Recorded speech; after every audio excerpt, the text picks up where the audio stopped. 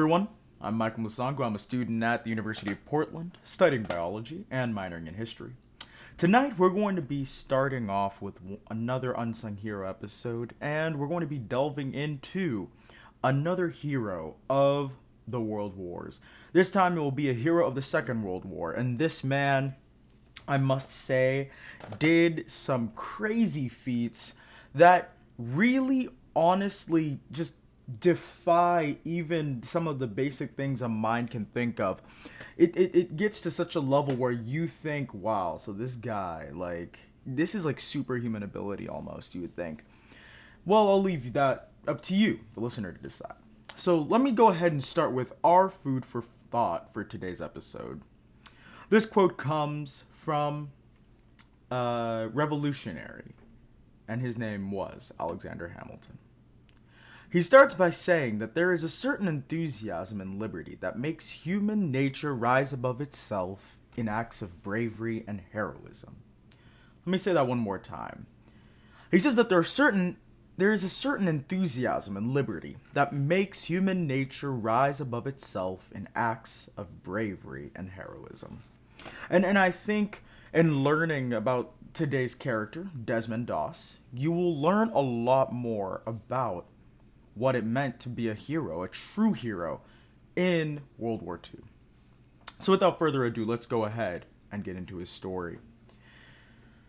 Desmond Doss was born on the 7th of February, 1919, in Lynchburg, Virginia.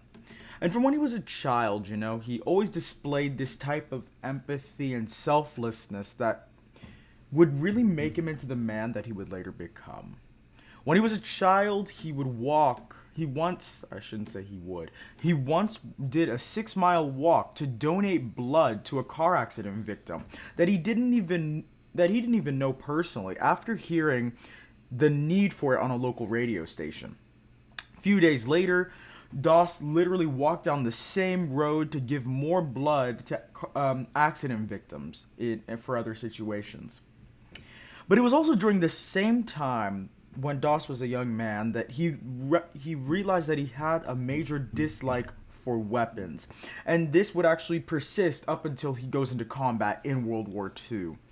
Doss was a Seventh-day Adventist, and he had a really strong belief in the Bible and the Ten Commandments, specifically the commandment that said, "Thou shalt not kill." And this really led his ideas and formulated his ideas against killing and working on the Sabbath day as well. Being an Adventist, he observed Saturday as the holy day.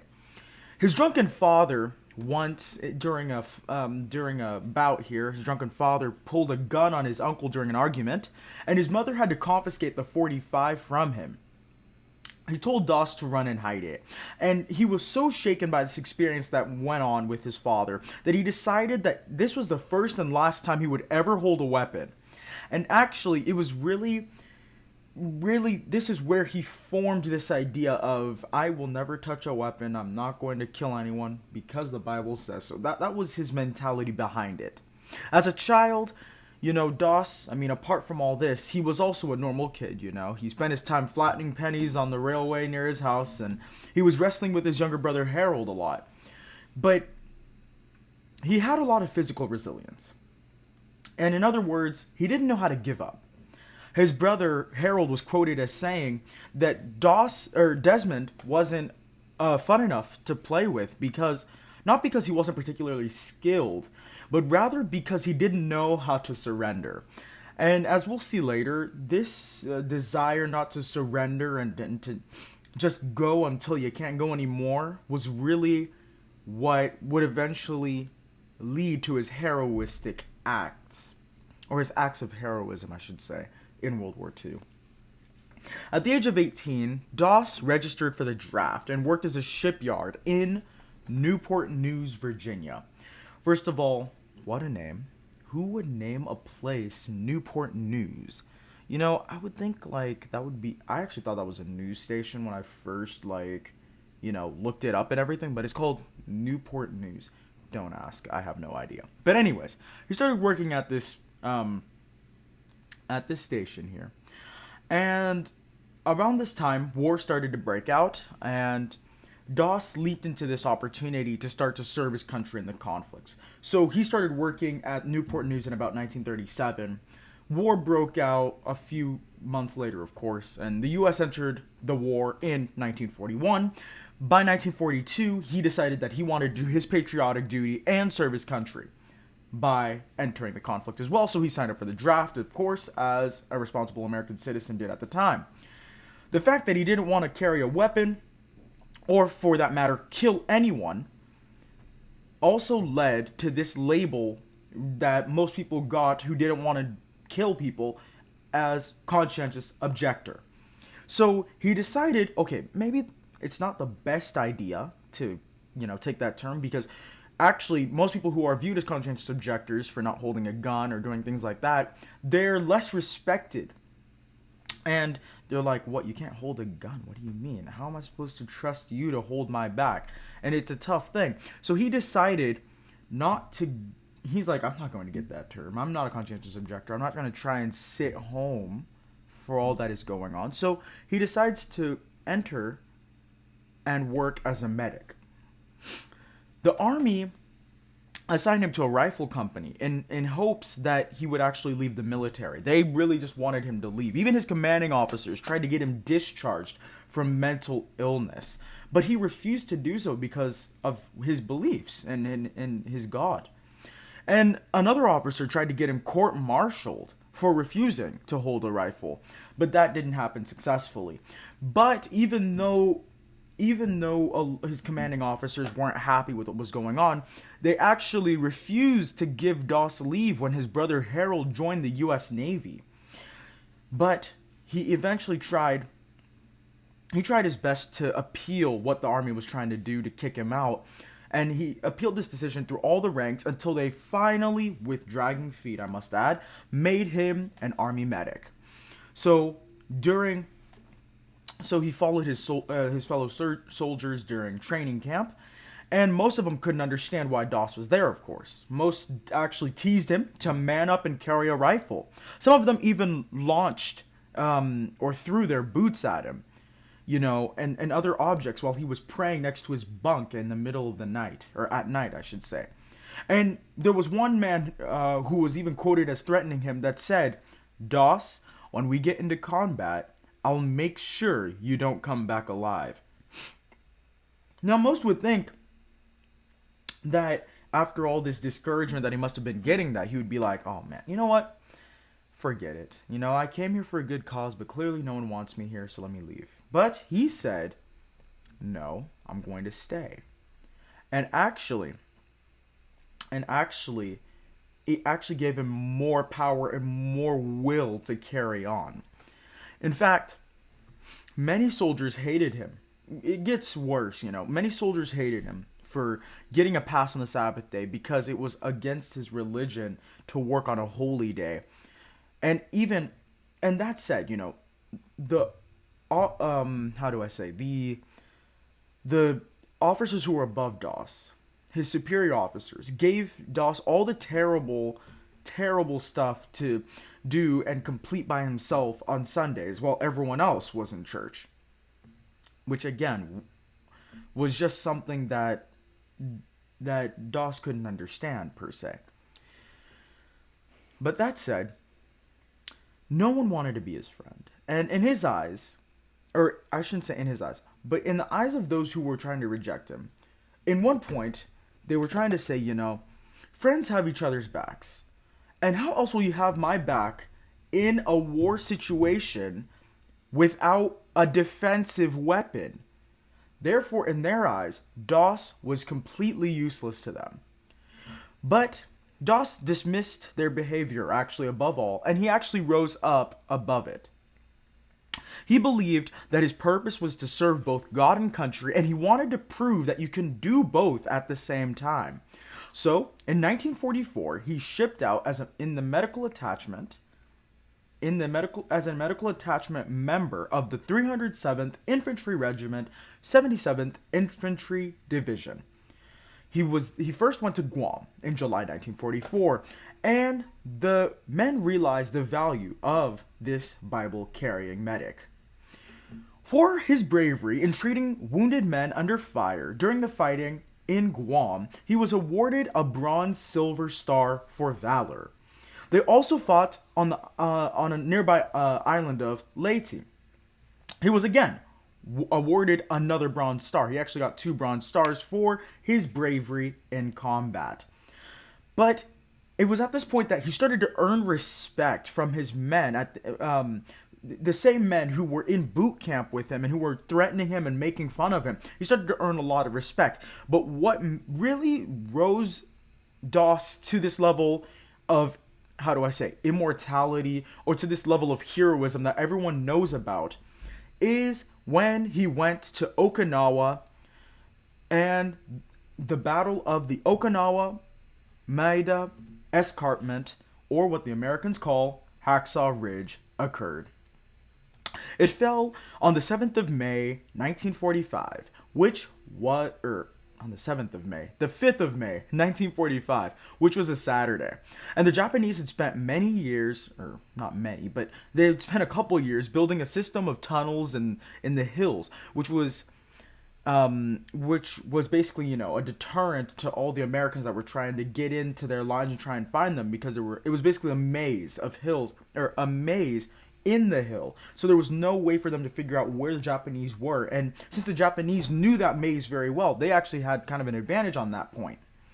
But that said, Company A and Company B were both supposed to climb up and take the ridge. And Company A was another regiment, but Company B was the regiment that Doss was a part of. And they were basically supposed to scale this 400-foot cliff face and get over it, and then fight the Japanese that were on top of the plateau of that cliff face. Therefore, this ridge was actually clipped by about a 30-foot embankment. Once you get to the top, you hit that ridge, and it was like this 30-foot thing where you had to actually place cargo nets to secure your footing, essentially. But the fighting was super grueling. It was so terrible. In fact, the artillery was coming in so fast and furiously that men were literally being ripped in half. It was so insane. The Japanese had a plan of waiting until all the Americans came to the top of the plateau to open fire, which would create a crazy amount of wounded soldiers. And what is amazing here is that Desmond Doss was fearless, and he held his ground at the top of the plateau. He took off his medical markings so that no more GIs would actually get killed. And during all this never-ending gunfire, Doss would treat the wounded American soldiers that were left for dead. In fact, this is where his heroism starts. Most of the Americans had retreated at this point, but there were approximately 75 that were left trapped on top of that plateau, and everyone had already descended down the cliff face off the ridge. So even when his own life was at risk, he was determined to save as many men as he possibly could. So what he did is that he tied countless tourniquets, and with explosions constantly ringing, and he was covered in blood from head to toe, in blood that wasn't even his own, I might add, he dragged each member of his company to the edge of the ridge, and then he used this special knot that he had learned as a kid, and created this knot to put the soldier in. And he spent the 12 hours basically lowering the soldiers down, and carefully lowered them down. And he knew, and he did all this knowing that the Japanese soldiers would actually sometimes torture the wounded U.S. soldiers. So Doss refused to leave a single man on top of the ridge. In fact, in attempting to rescue so many people, he actually saved some of the Japanese soldiers, even though some of them actually didn't survive and perished from their wounds. He actually spent so much time trying to rescue anyone who was alive, and he was going for the Americans. But he ended up rescuing Japanese soldiers in the process, actually. A few, I should add. Not all of them were Japanese, a few. But that said, he spent 12 hours in this operation. And not only did he leave no man behind, he actually miraculously escaped and with no injury, and he was completely fine, which is what made him literally a war hero. It was amazing. He literally afterwards claimed that it was God who spared him on that fateful day. In fact, according to Japanese soldier reports, the soldiers that had their guns repeatedly on Doss only realized that their guns would jam when they attempted to fire at the last moments. So one can understand that Doss was truly believing that his God was the one who was protecting him at this point. And the things that he did, the feats that he performed, it's very, very superhuman. It's pretty amazing. 2 weeks later, he was in battle again, only a few miles away from the ridge. And another Japanese grenade landed in the little foxhole or little trench that he was in, taking care of patients. A grenade landed in the foxhole where he was in, and he attempted to kick the grenade away, but the grenade detonated before it completely be kicked out of the range that he was in, and it actually destroyed his legs. He got deep shrapnel wounds in his legs. What he did is that he treated himself for shock. He fixed his wounds instead of calling for another medic to arrive, and actually, 5 hours later, someone did arrive with a stretcher, and they started bringing him away in the stretcher. But Doss saw that there was a soldier in need, so he rolled himself off the stretcher, went to patch up the comrade who was wounded, and put him on the stretcher. And he said, "I'm going to wait for another stretcher to come pick me up." So now he's waiting for help to arrive, and he was shot by a sniper. And all his left arm was completely shattered. So you'd think that Doss would just give up and be like, all right, I guess this is it. No. Doss then crawls 300 yards to the aid station without help, and he didn't even realize this at this point. But every time that Doss went into battle, he always carried a Bible with him. I forgot to mention this point. Before he went into battle, every time, he always carried a Bible with him, and before he would go in, he would actually stop and pray. And when this happened, he actually realized that he had left his Bible on the field. Now, his commanding officer, once he then got to the aid station, they were eventually taking care of him. His commanding officer then came to him and brought him a gift while he was there being treated, and it was a slightly burned and soggy Bible. Actually, the U.S., the best part about this is that the U.S. actually captured the area from the Japanese, and the commanding officer said, "We're not leaving this place until we find Doss's Bible." Just think about that. Like, I think that's so cool. Like, they had such respect for him that they were willing to do anything for him. Once they realized that he was also willing to do something for them, he was willing to risk his life for them, they were now also willing to pay him back for what he had done. So they said, "We're not leaving until we find Doss's Bible." So they spent literally that period just looking for his Bible. Literally on the whole field. They were looking in rubble and all the damage and all this stuff until his Bible was found. And he was also given, literally after this point, he was given the full respect of his fellow soldiers, and he was awarded the Medal of Honor for his service. And what makes this whole story amazing is that he was the first and he was the only conscientious objector in World War II to receive the Medal of Honor. What's amazing is that even after, I've heard stories that even after Hacksaw Ridge, after that feat of rescuing over 75 U.S. personnel that were stuck on that plateau, it was actually said that the next battle they went to fight, they were like, "We will not leave." And one of the commanding soldiers were like, "Why aren't you guys leaving?" And they're like, "We're not going to leave until Doss finishes praying." Oh man, I thought that was really interesting. Like, they had such respect for him that they were willing to wait for Doss to finish praying before they went into battle. I just think that's really cool. But anyways, that's besides the point. Doss eventually got treated, and he received his Medal of Honor, of course. He got treated, and in May 1945, they eventually sent him home because he was wounded, of course. But a couple months later, President Truman eventually came to award him with the Medal of Honor. In fact, President Truman said, and I quote, "I am proud of you. You really deserve this. I consider this a greater honor than being president. Man, that's so amazing. Like, I think of this story and I think it's so cool. Like, he literally dragged himself 300 yards. That's like 1,000 feet.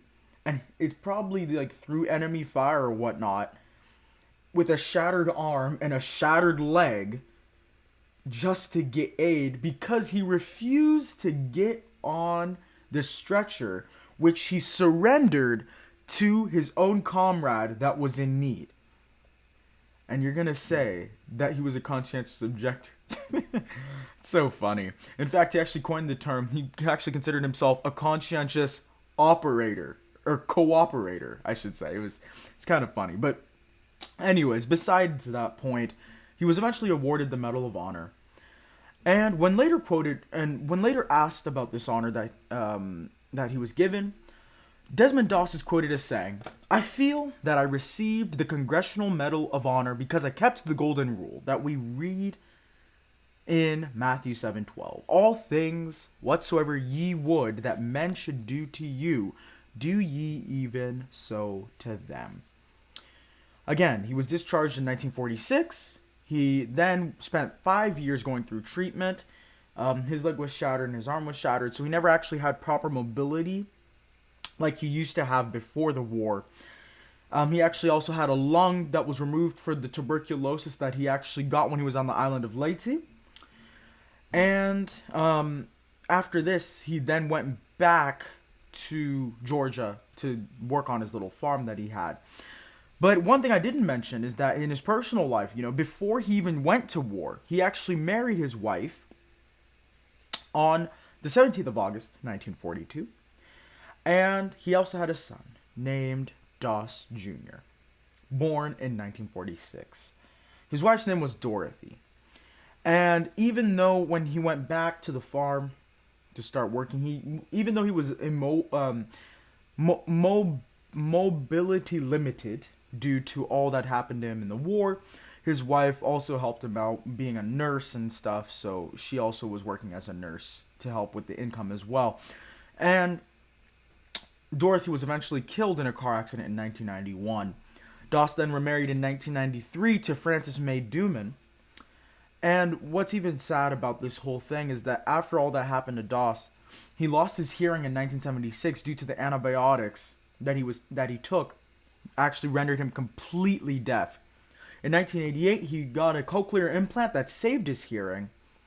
But regardless of all that, he was still able to raise and tend to his family on this small farm that he had in Georgia. Unfortunately, he passed away on the 23rd of March 2006 after a short illness, the 23rd of March 2006 after a short illness at the age of 87. And this literally concludes our episode here on Desmond Doss. What amazes me is that regardless of all the problems that he went through, all the how would I say it? All the flack that he got for holding to his beliefs of not carrying a gun because he had convictions based on his faith. It didn't stop him from being a help to his military unit. And I think we lose sight of this sometimes, that if we hold to our convictions and they actually have good cause and whatnot for your personal beliefs, if we hold to our convictions and don't compromise for anyone, we will get rewarded. It doesn't matter what you believe or what goal you're trying to achieve or whatever it is. The convictions that you hold have an impact on someone else because someone else is watching you and the things that you do. And the convictions you hold will also encourage them to hold to the convictions they have and their beliefs that they have. Because it prevents people from being wishy-washy and being kind of weak. But it encourages them to stand strong and to take complete ownership and to become a leader in the situations that they are called to be leaders for. I hope this episode I hope you found this episode interesting. I thought this was one of my favorite episodes to do for sure. I came across the story of Desmond Doss a couple of years ago, but now with the podcast, I'm able to share it with everyone, and I just think it's awesome. So until next time, I'm Michael Musangu, and this is the History Connection podcast.